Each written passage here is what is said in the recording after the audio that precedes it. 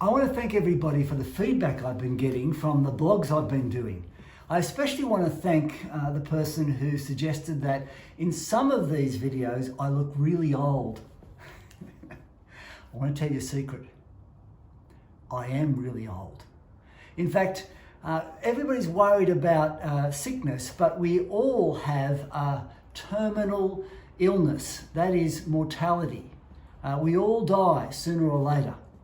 Some people are tempted to blame God for suffering and death in this world, but in this episode of A View from on High, I want us to hear what God's perspective is on suffering.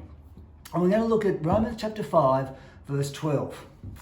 Just as sin entered the world through one man, and death through sin, in this way death came to all men, because all sinned. It really is the ultimate pandemic.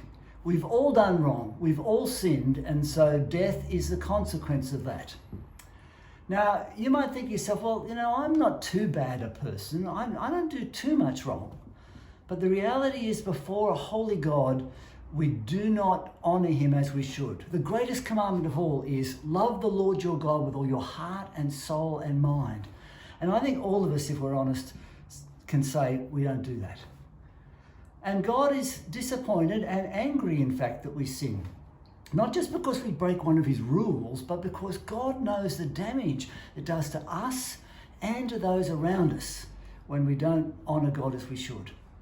And so suffering and death is a consequence. And as C.S. Lewis says, it's God's megaphone to warn us that all things are not right between us and God.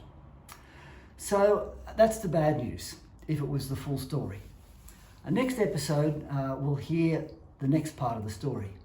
But in the meantime, I want to encourage you today to take a few minutes to do business with God, to talk to God about your sin, to make your peace with God.